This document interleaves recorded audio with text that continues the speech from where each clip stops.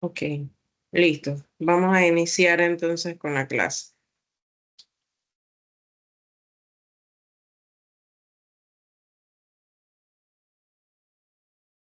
Esta es la clase número 1 de la asignatura Protección Radiológica para Seguridad de Salud Ocupacional. En cuanto al objetivo de esta unidad, reconocer los fundamentos de la protección radiológica, magnitudes, unidades de medida y en esta ocasión los efectos biológicos de la radiación ionizante sobre la materia viva. Vamos a hablar sobre las nociones fundamentales de la protección radiológica, magnitudes y mediciones y los efectos biológicos. Pero entonces, ¿qué significa para ustedes protección radiológica? ¿A qué les suena esto más o menos? A la, prácticamente se puede decir que al escudo que emiten puede ser ciertos artefactos, dispositivos o todo tipo de lo que es rayos X y pues y sustancias puede ser también la cual requieren de una protección pues el cuerpo humano para evitar ser contaminados o expuestos. Ok. Profe, ¿Alguien más tiene algún protección aporte? protección radiológica no tendrá que ver, pienso que con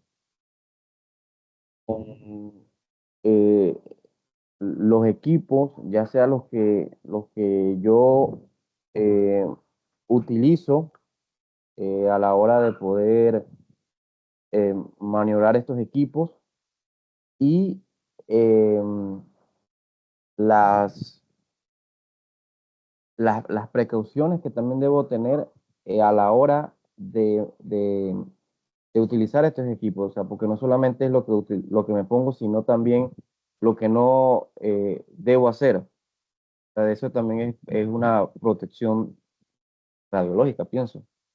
Correcto. ¿Y cómo yo me protejo? Mencionaron equipos. ¿Conocen por su nombre algunos equipos? No, pero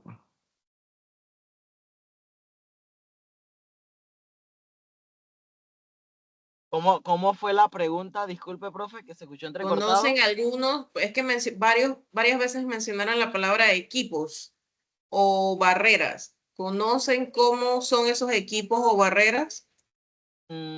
Bueno, la mayoría creo, si no me equivoco, espérate, ya, que son como estos equipos, bueno, hasta acá, por ejemplo, cuando se ven los rayos X, en lo que es zonas hospitalarias y demás, se usan los chalecos de plomo, si no mal recuerdo. Hay un dispositivo también pequeñito que uno usa colgando de la ropa, es como un colgante, pero no recuerdo su nombre ahorita mismo, pero creo que son dispositivos protectores, ¿no? Poco. ¿Se refería a eso? Sí, sí, correcto, correcto. Hablamos de los chalecos. ¿Qué más? Sí. Mm, ay, no sé, I don't know.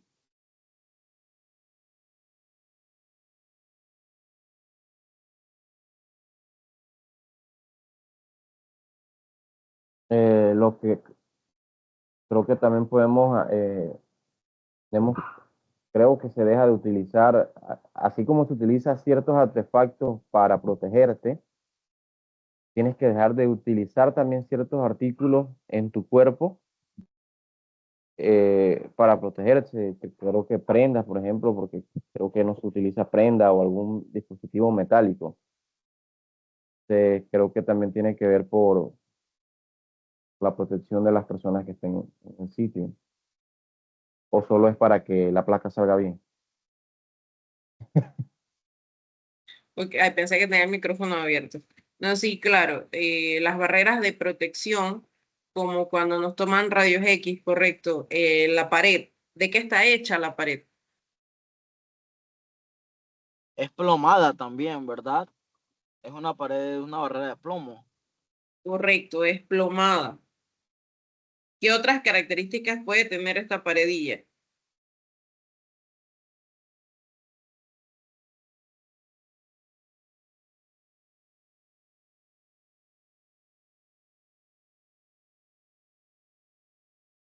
Dicen por ahí que uno puede hacer la pared de bloques gruesos y se rellena con cemento. En vez de rellenarla con arenilla y piedrecita, incluso hay algunos albañiles que la rellenan toda de piedras y después le echan el cemento. Se hace una pared de doble línea de bloque, toda llena de cemento. Obviamente no es tan funcional como la pared de plomo, pero, por ejemplo, para el revestimiento externo funciona. Además, como si alguna vez se han ido a tomar una placa, podrán notar que la paredilla tiene un vidrio. ¿Qué tanto les puede proteger un vidrio?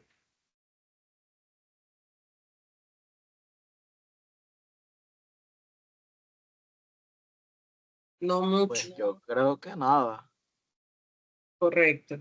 Ahora es un vidrio grueso, en un lugar donde supuestamente solo tiene solo tiene acceso visual al paciente,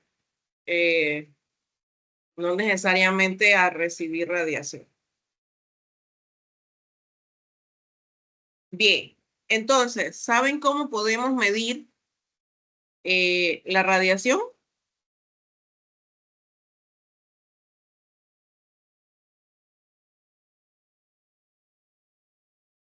Un artefacto Con un o artefacto. ¿Cuál dispositivo. artefacto? Ay, ahí sí fracasé ya, 2 con 1. No sé.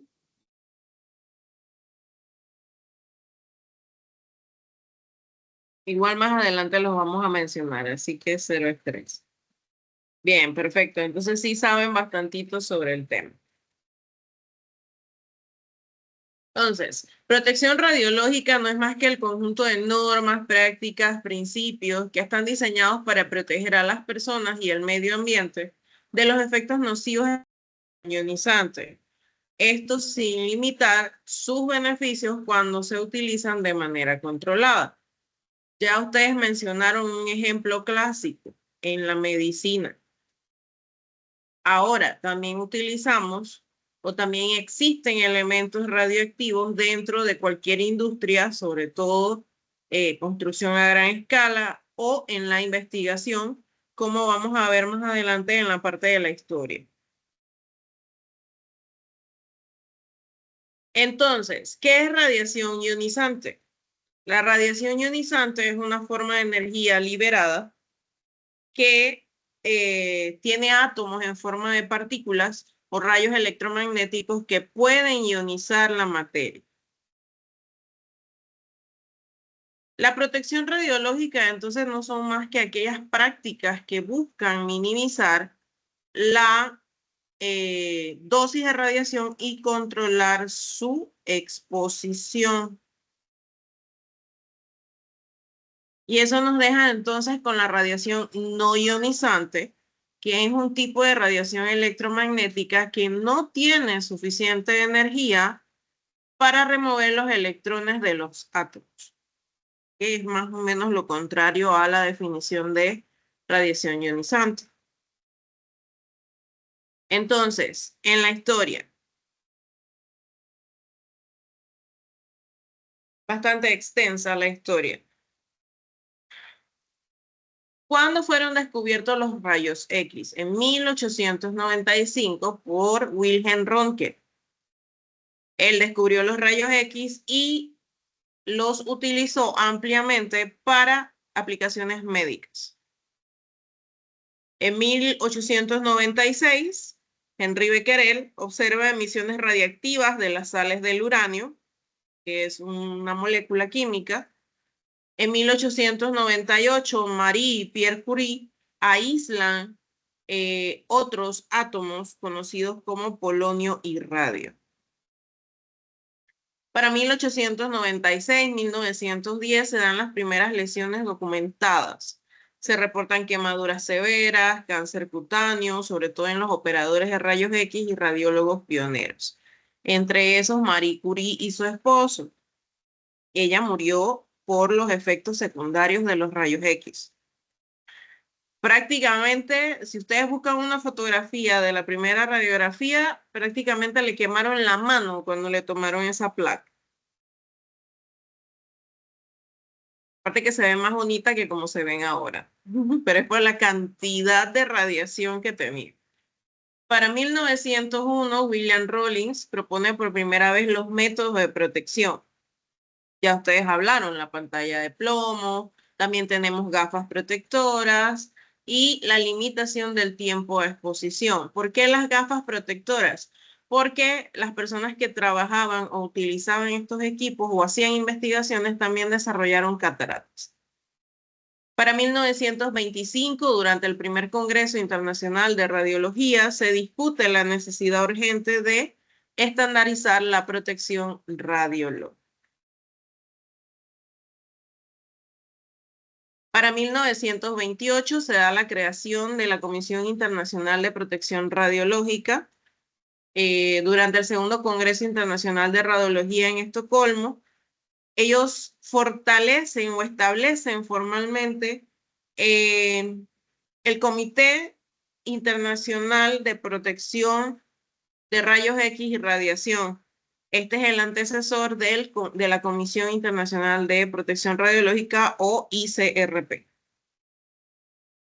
Para 1929 se crea la Cámara de Sieber por Rolf Sieber, que ayudaba a medir las dosis de radiación. Era una cámara ionizante. Para 1950 se da una reorganización en la comisión y se crea lo que ahora conocemos como Comisión Internacional de Protección Radiológica, que es lo que van a utilizar para hacer el glosario. Para 1954 inician los fundamentos o los principios fundamentales de la protección radiológica. El principio de justificación. Ninguna práctica que implique exposición radiológica debe adoptarse si no produce un beneficio neto positivo. Ejemplo, estas personas que cada mes, cada 2 meses o cada vez que le duele un pedacito de su cuerpo, quieren hacerse una placa, quieren hacerse una resonancia, quieren hacerse un CAT. Tiene que haber una justificación y no por gusto. Para hacerlo dentro de la caja de seguro social, usted tiene que tener ciertos requisitos para optar por hacerse este tipo de estudios.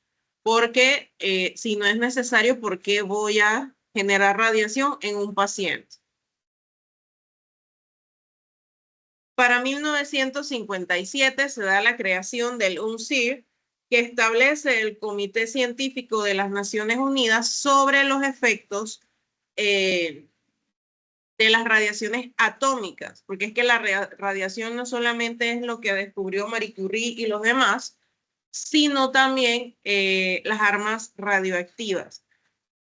¿Por qué se relacionan? Porque es que si ustedes buscan de qué están hechas las bombas atómicas o qué tienen los reactores nucleares o qué tienen estas bombas que están tan sonadas ahorita con el conflicto bélico que hay entre Irán e Irak, entre Israel e Irak, se van a dar cuenta que contienen radio, plutonio o cualquier otro tipo de estos elementos o átomos que utilizamos también para generar visión de rayos X, por decirlo de alguna forma. ¿Por qué Superman tiene visión rayos X? A ver si alguien sabe. Es ficticio, pero ¿por qué creen que Superman tiene visión de rayos X?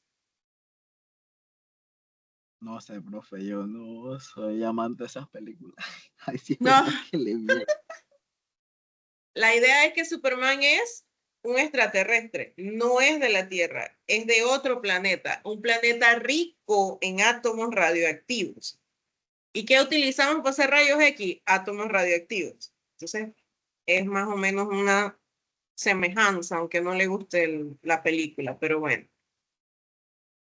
Para 1977 se crea el principio ALARA, que significa tan bajo como sea posible. La Comisión Internacional lo publicó en su recomendación número 26 y lo que significa es que debemos mantener todas las exposiciones tan bajas como razonablemente sea posible, teniendo en cuenta los factores económicos y sociales. Para 1987 se crea la OIEA, el Programa de Seguridad Radiológica, es el Organismo Internacional de Energía Atómica. Esto refuerza los lineamientos de protección con el Sistema Internacional de Normas Básicas de Seguridad. Tenemos estándares globales. Para 1996 se publican los estándares básicos de seguridad entre la OIEA, la OMS y la OIT, Organización Mundial de la Salud, Organización Internacional del Trabajo y otras organizaciones, adoptando estándares internacionales armonizados de protección radiológica. Y Latinoamérica tiene un auge entre la década de los 90 y los 2000, fortaleciendo la normativa o la legislación en cada país. Por ejemplo, Argentina tiene una autoridad regulatoria nuclear, Brasil tiene la Comisión Nacional de Energía Nuclear, México tiene las NOMS, Chile tiene el reglamento sobre protección radiológica y Panamá tiene una reglamentación sectorial que maneja el MINSA.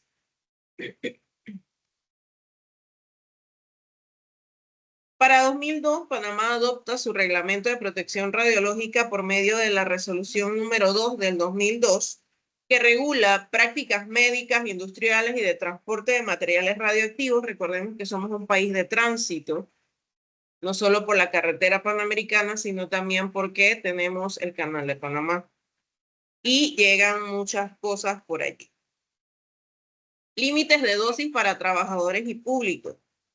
Olvidé tomarle hoy una fotografía, pero en la puerta que cierra rayos X en el lugar donde yo trabajo, hay un dispositivo en forma de hexágono, parece como un cubito, y eso cambia de color dependiendo qué tanta radiación pudiese atravesar la puerta. O sea, es la puerta que cierra, pero el dispositivo está colocado en la parte de afuera donde los pacientes esperan.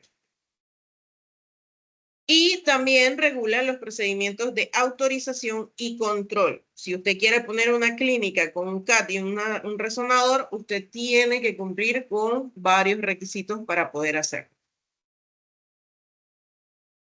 Para el 2011 se da la revisión de las normas básicas de seguridad por la OIEA, actualizando los criterios de protección radiológica según las nuevas evidencias científicas. En el 2018 se da la publicación de la ICRP 138 y la actualización de la ALARA. O sea que tienes que buscar la 2018, no la 2007, creo que me mencionaste.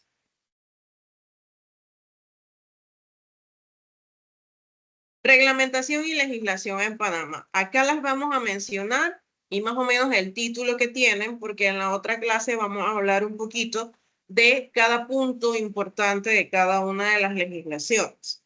La resolución 2 del 2002 del MINSA, que reglamenta y establece los niveles de exposición, límites de dosis, requisitos de formación, o sea, de educación, y el uso de equipos de protección. El decreto 770 del 16 de agosto del 2010 establece un reglamento general donde se exige un encargado certificado en todas las instalaciones radiológicas. La resolución 2 del 8 de febrero del 2013 que reconoce formalmente la especialidad en protección radiológica. El decreto 122 que modifica el artículo 12 del decreto 770. La resolución 495 del 2024 que establece medidas sanitarias en instalaciones públicas y privadas derogando la resolución 136 del 2024. Tenemos la resolución 26 del 11 de enero de 2017 que establece la categorización del personal encargado de protección radiológica, estas son como legislaciones adicionales. La resolución 980, que son los requisitos específicos para odontólogos como encargados, habla algo de la parte de radiología y protección radiológica. La resolución 389 y 649, que faculta a los profesionales idóneos y técnicos a realizar actividades de control radiológico.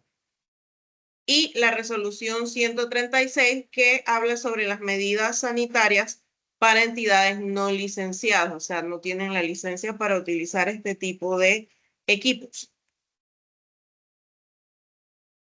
Resolución 27 de 1995 y su decreto 1194, que establecen las normas básicas y un reglamento previo sobre la protección radiológica. La ley 66, el decreto número 1, que sustentan el rol del oficial de protección. Enmiendas posteriores a la categorización y requisitos del profesional, esto de acuerdo a cada una de las profesiones. Recuerden que ahora tenemos técnicos y licenciados en radiología, tenemos médicos especialistas en radiología y ellos a su vez se especializan en varias ramas. Además de algunos otros médicos, por ejemplo los cardiólogos que realizan procedimientos de intervencionismo cuando a alguien le da un infarto, ellos tienen que entrar a un lugar especial donde van a estar expuestos durante varias horas a elementos radioactivos. En cuanto al Código de Salud que dicta el marco general sobre la seguridad de la salud ocupacional, las normas internacionales que adopta Panamá que vienen de la ICRP y de la OIEA. Además de todos los convenios que tenemos avalados que provienen de la OIT. Ahora, equipos que utilizamos para medir. Alguien me dijo por ahí una cosa, un equipo, una herramienta, sí, pero ¿cuáles? Tenemos dosímetros personales, son registros de dosis individual. Ese mismo dispositivo que voy a ver si le tomo foto el martes para llevárselas a la siguiente clase, que está pegado en la puerta por la parte de afuera. Cada profesional debe tener uno en algún lugar de su ropa. Usualmente se lo van a ver en la parte de atrás del carnet que los identifica según la institución donde laboran. ¿Por qué? Porque deben colocarse en el cuello o en el pecho y van a monitorear la dosis acumulada por mes y por año. Eso nos ayuda a nosotros y a ustedes a establecer criterios o protocolos que evitan que esa persona se enferme o a tomar medidas para disminuir la exposición. Tenemos contadores de Jaeger-Müller que detectan la radiación ionizante en tiempo real y son útiles en emergencias o inspecciones. Por ejemplo, a algunos dispositivos que tienen los bomberos que les ayudan con la identificación de algunos elementos, entre ellos agentes radioactivos, incluso cámaras infrarrojas tienen.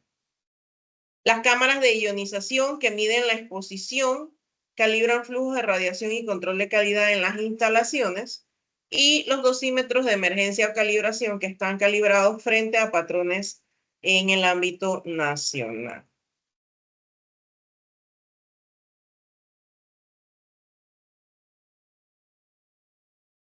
En cuanto a las magnitudes en las cuales yo puedo expresar la radiación, dependiendo de la actividad o la cantidad de desintegraciones por segundo, puedo utilizar el becquerel. De acuerdo a la exposición o a la capacidad de ionización producida en el aire, tengo el Coulomb por kilo, según la dosis absorbida, o sea, la energía que se deposita por la radiación en la materia por kilogramo, está el Gray, y una dosis equivalente que es el Sievert, en honor a Rolf Sievert, que considera el tipo de radiación y su capacidad biológica de causar daño. Ahora, ¿qué efectos biológicos tiene la radiación ionizante? Puede afectar las células, haciendo que mueran. Puede afectar las células, haciendo que se clone o que se creen muchas copias. Puede ser que las copias sean buenas, que sean demasiadas o que sean copias degeneradas o alteradas. Y eso lo podemos ver en la misma persona, en el momento, o sea, cuando les da cáncer, por ejemplo, y en las generaciones posteriores por desórdenes hereditarios generacionales. Y eso, el mayor ejemplo de esto está en Hiroshima y Nagasaki. Efectos deterministas. Están relacionados con dosis altas. Tienen un umbral por debajo del cual usted no va a encontrar ningún tipo de efecto secundario. Por ejemplo, yo empiezo a tener un daño que aumenta en tamaño y lesión y profundidad a medida que yo sigo exponiéndome a esas altas dosis.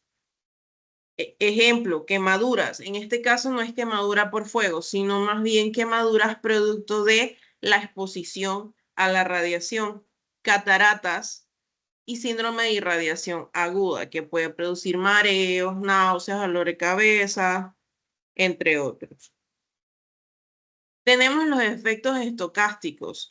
No tienen un umbral real en el cual yo pueda decir que esto está bien y aquello está mal, pero la probabilidad de su ocurrencia aumenta cuando aumenta la dosis. Pueden ser somáticos y hereditarios, lo que mencionaba anteriormente.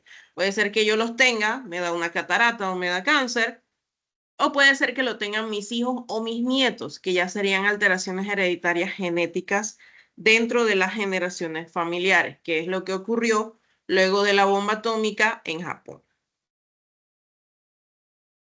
Factores que afectan los efectos biológicos. El tipo de radiación. ¿Qué tipo de átomo está involucrado? ¿Qué tipo de equipo? ¿Qué dosis emite el equipo? Los rayos X es como lo más simple. De ahí viene el CAT y después el resonador, que mencionaba alguien en antes que cuando usted entra a ciertos lugares o a ciertos equipos no puede utilizar ningún tipo de prendas. El tiempo de exposición. Lo mismo, yo no puedo hacerle una placa cada vez que a usted le duela el hombro. Con una es suficiente. Para eso existen otros tipos de estudios, por ejemplo, un ultrasonido. No es que el ultrasonido no genere ondas dañinas, pero son mucho más sanas que una radiografía o que un CAT y una resonancia. Tiempo de exposición también se traduce en la parte de el trabajador como tal dentro del departamento o el investigador. El tejido u órgano expuesto. Obviamente, si el contacto es directo, la quemadura, por ejemplo, puede estar en la piel o en los ojos. Y también la edad y la condición de salud del individuo. No es lo mismo una persona que empieza a trabajar hoy como técnico de rayos X o técnico de radiología, mejor dicho, que es el término correcto, a una persona que ya tiene años trabajando allí y que tiene más de 40, 50 años y sigue laborando en el mismo departamento. Aparte que ella puede tener algún tipo de enfermedad crónica. Ahora, la protección radiológica, según las comisiones y las organizaciones internacionales y los códigos de buenas prácticas y demás, se basan en principios. Son 3 principios fundamentales. La justificación, la optimización al ARA, que ya la definimos anteriormente, y la limitación de dosis. Justificación. Yo no debo realizar ningún tipo de práctica que no tenga un beneficio real.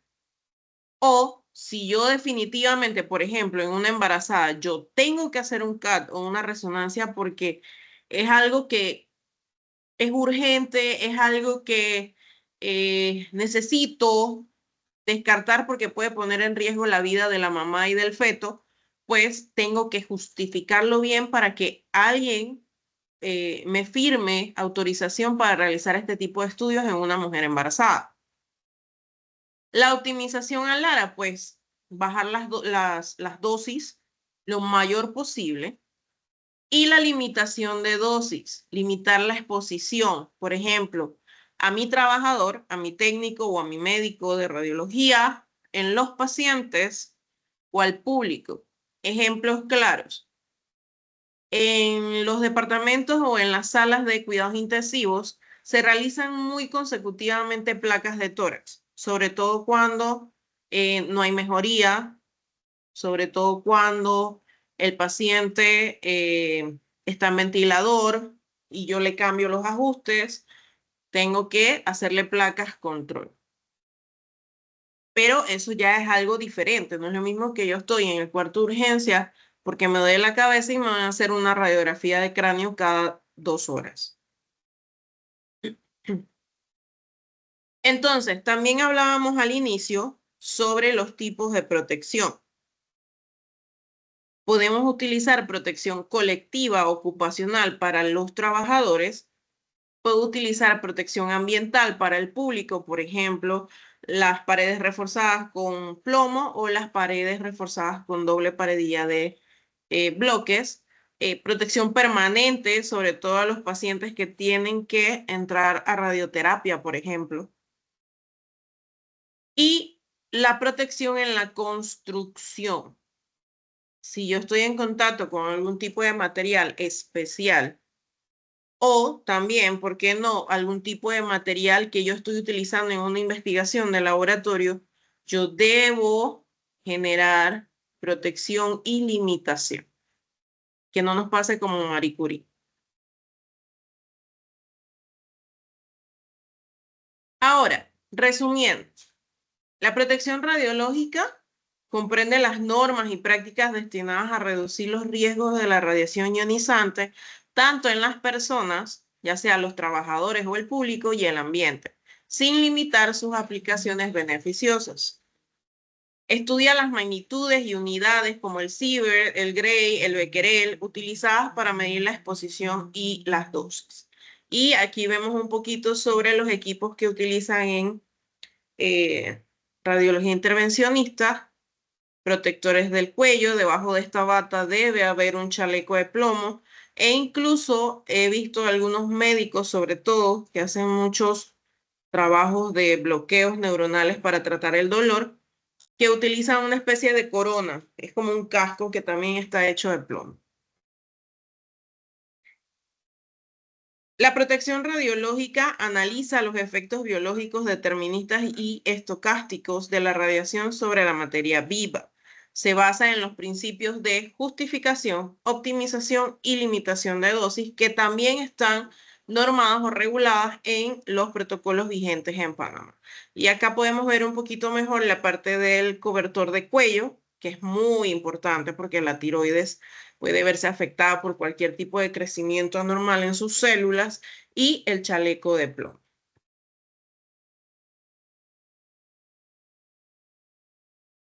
Correcto. Entonces, recordando las actividades que tienen para hoy, sería el taller,